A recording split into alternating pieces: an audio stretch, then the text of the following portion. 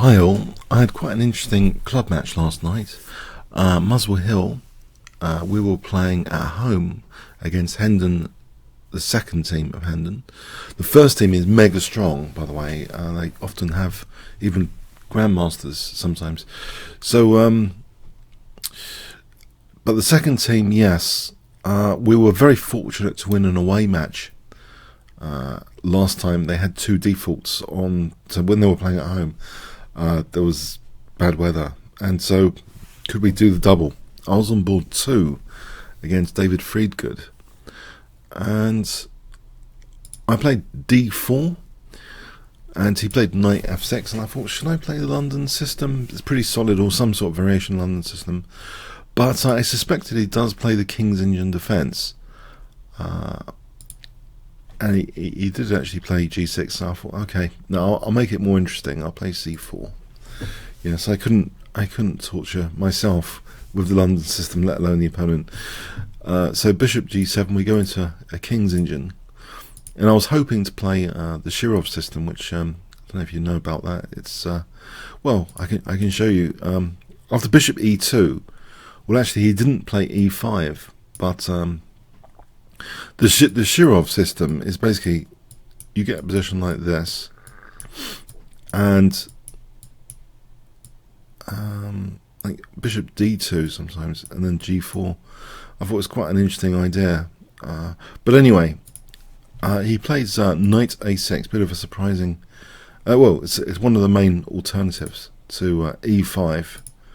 Let's see, on live book, it's the second main alternative to e5, and usually plays with like castle, for example e5, bishop e3 here, knight g4, bishop g5, queen e8. This is fairly standard territory. It looks as though the knight might be coming to c5. Again, bishop stops it there, but I played actually in this position. I played. Sorry, after knight a6, I actually played the third most popular move in line, but bishop e3. He played e5, and I did a bit of a dull move actually.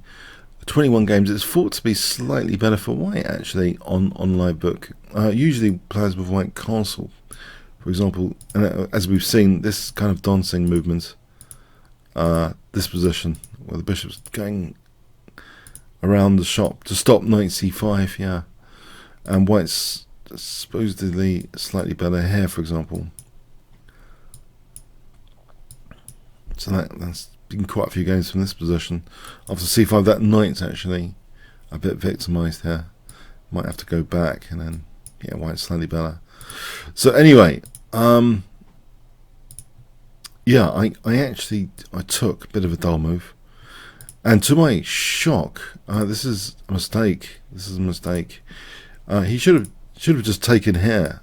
Yeah, just taken here. And I can leave the tension of the queens. I don't need to take on d8. I can just can't. This is actually what's being played quite a bit. So we have a similar position. Well, kind of about this knight. Potentially not being that great, because I might actually take on c5. You never know. Yeah, in fact, most people do take on c5 to cause some structural damage. So that's one of my main points against the knight a6 system, that I wanted that option actually. But yes, after d takes e5, he didn't actually play d takes e5. This is a bit of a shocker. Knight g4. This is not quite right. This is not quite the right position to play this, I believe. I'm going to add like a bit in the background just in case. Now it's needed. Knight g4. So can you see that white can actually, well, I'm going to show you. Actually, it's a bit loud. I'm going to turn that off for a moment. Bishop g5 hitting the queen. Queen goes to e8, and I thought, wow, this can't be right. E takes d6. This cannot be right, because he doesn't really want to give up the King's Indian bishop.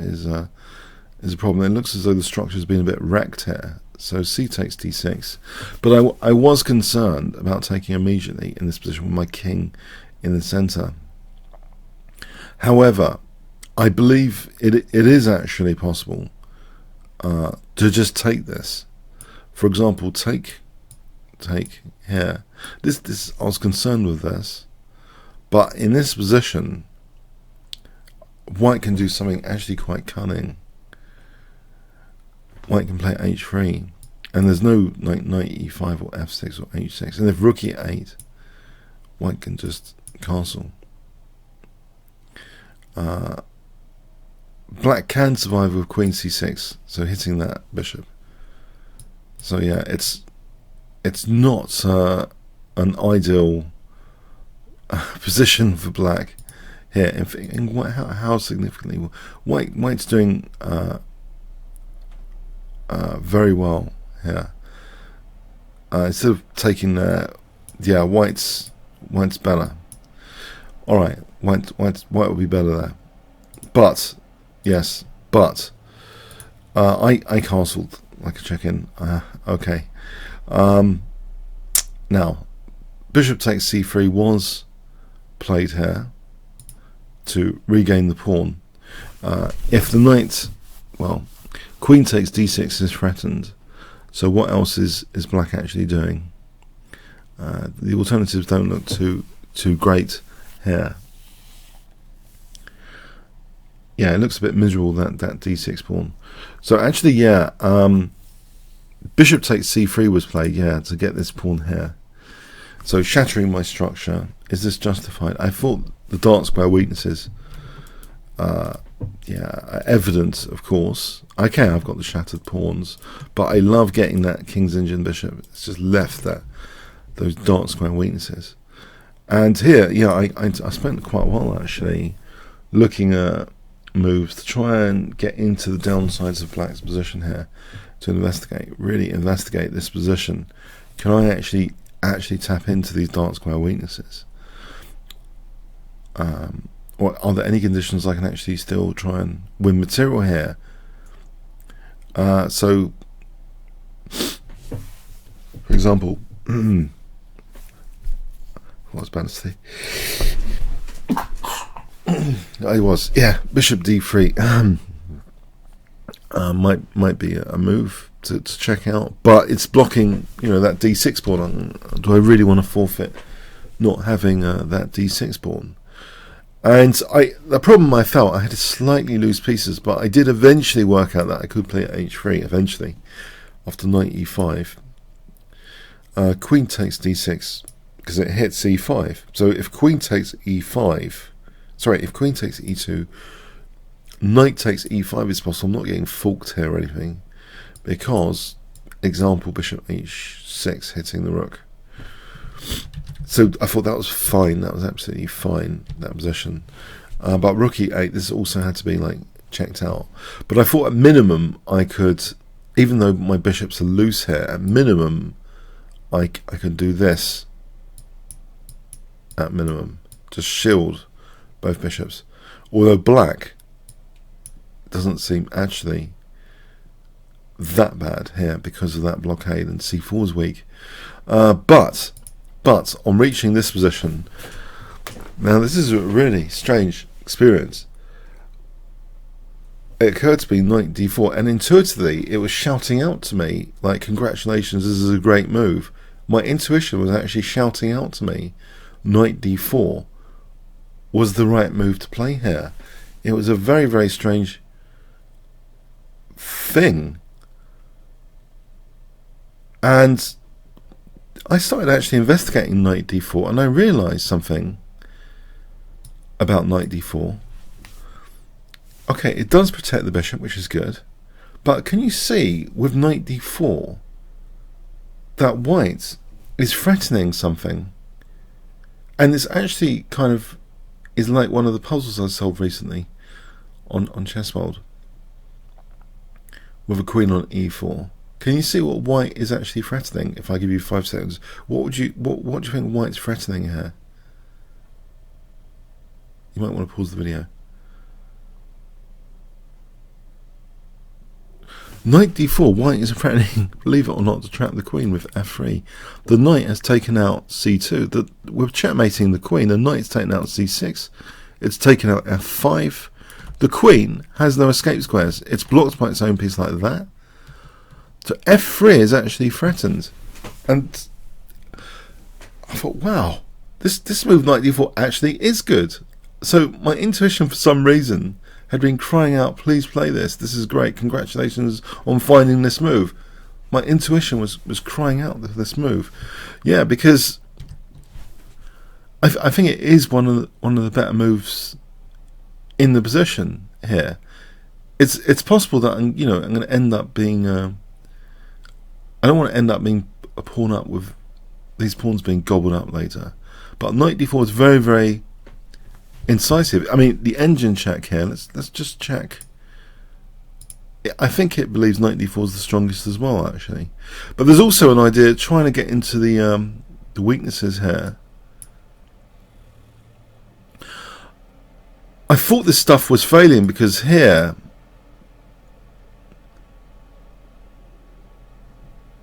all right, I thought queen e5 was the defense, but this fails actually. Yeah, I thought this fails actually to rook e1.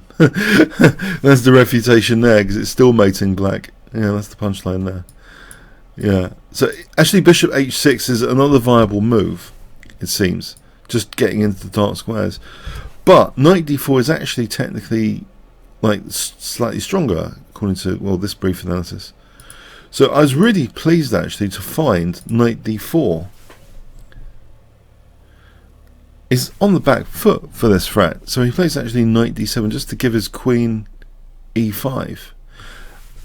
Now I tried to deeply investigate what downsides could I tap into, what downsides are there, the dark squares, but are these going to be that significant, right, if I'm forced to give up the queen after queen e5? In fact, couldn't these structural weaknesses tell? This is balancing out. If I'm really going to exploit these dark square weaknesses, what do I need? I felt I needed the queen to remain on the board. I know it's gutting that I was not trapping the queen as well, by the way, but queen g3, okay, I'm accepting the possibility of queen e5 here, but there's always bishop f4. Okay, so, but weaknesses were created, even more weaknesses were created now.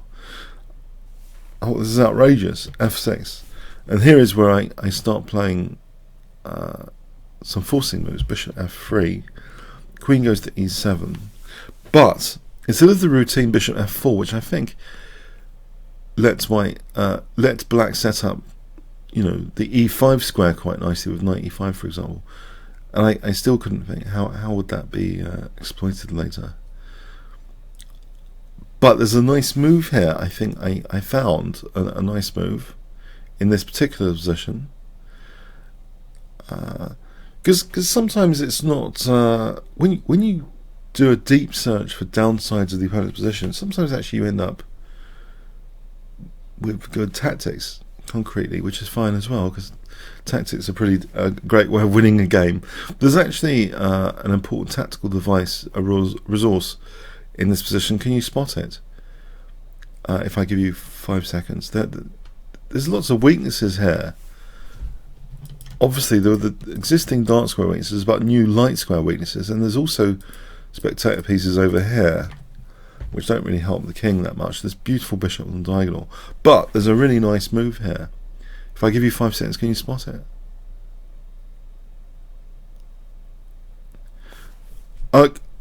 Okay, knight f5.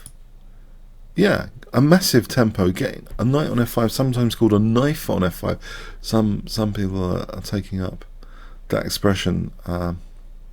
Knife f5. There's a certain grandmaster, which and other players call it. The knight on f5 is really dangerous. So.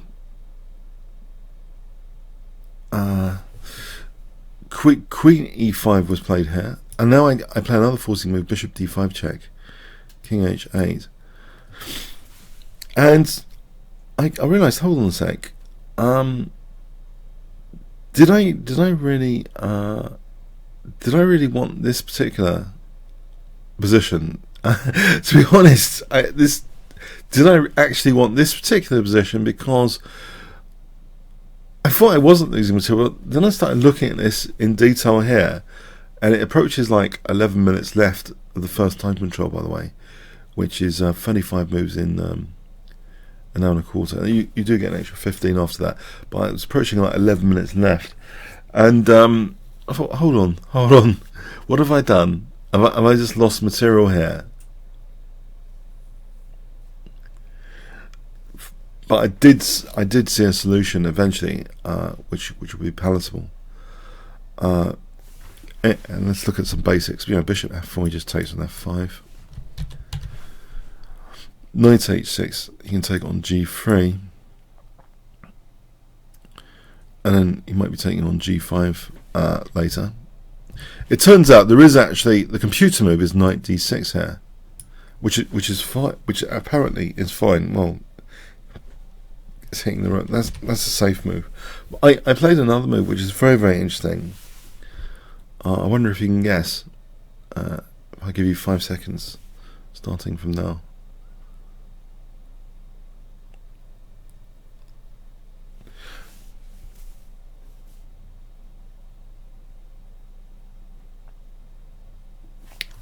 Okay, rook ae1. It's got an interesting idea. Well, if he takes, then I take the rook, and that's vicious because of that knight. So he took on e1, and I was originally, to be honest, thinking about taking the rook, and then wondering if I can get a good position here, but he munches another piece, right? Let's just check this position. I think it's still okay, but because of these pieces here are still stuck at base, even though black might be material up here. Let's see, knight e3 apparently is +5. I think, yeah, black's pretty in a dangerous spot because of, yeah. In any case, but there's a much stronger move. There's a much stronger move than taking the queen. Yeah, eventually the engine has just popped it up for some reason. Deciding between. Well, actually, it's switching. No, it's on my move that I played. It's on the move that I played here. Can you see another move in this position? Tactical move. Taking the rook apparently is okay if you can follow it up correctly, but I don't like the thought of losing like 3 pieces. So there's another move. Hope you can see it. If I give you 5 seconds, might want to pause the video. Okay, bishop h6. So I'm threatening actually mate. Nice combination of bishops here. And if takes here, then I'm still protecting g7. So, or queen g7 or bishop g7 is mate. So what does he do? Rook e7, I take the queen. So actually, it's very limited what black can do here. He played queen e7, giving up the queen like this. So I'm not too bad materially off just taking the queen here. I don't want to give up 3 pieces to the queen, right? Bishop, you can just take. So 2, I've invested 2, but I'm coming in strongly onto the dark squares now with queen d6. After rook e8, bishop f7, actually he felt the position was not very good and resigned here. So move 24. Let's have a look. So I was quite happy. I was quite happy with that. I found some good moves anyway. If the rook moves here, then that actually can be shut out with bishop e3. So white can then. It just gets really dangerous. It's difficult for black to do anything here. Look, the knights can't even use c5. If we play b6, I think that's going to be tapped into. Bishop d5. Black's losing material there. Yeah, this queenside situation, let alone anything else. It's just a horrendous position here to play. Here, then there's queen e7. Yeah, so what does, it's horrendous. Yeah, so with this win, actually, we managed to actually win last night as a team. 4.5, 2.5, I believe, something like that. So we did the double against Hendon 2, the second team. But the first team is immensely strong. You know, they've got a lot of title players and stuff. But David Freegood, apparently I think he's an FM anyway, but he just slipped up in the opening, I think, basically. That was really but you know, when someone slips up, you want to try and play accurate moves, not to try and do justice rather to your position. And I'm happy to have found knight d4. It was a funny crying of intuition, saying, "Oh, this is the right move. Well done for finding it." You know, and then I worked out concretely why it was so good. It was a really weird moment, the knight d4 moment in this game. And also, you know, the dark squares after the dark square and bishop and left the game. It's amazing. I felt how I was installing stuff on dark squares, which was difficult. It was difficult to evict. But the knight retreat did mean queen e5, so I was glad to keep the queens on. Because as you see, you know, if your opponent has got weakened squares around the king, keeping the queens on is actually a practical thing, because it's one of the most dangerous pieces going. It's like your best attacking forward in European football. You know, you want to keep it on to score the goals. Okay, I hope you enjoyed this one, and yeah, I've got actually one or two other over the board games in the backlog. So, okay, comments, questions, likes appreciated. Thanks very much.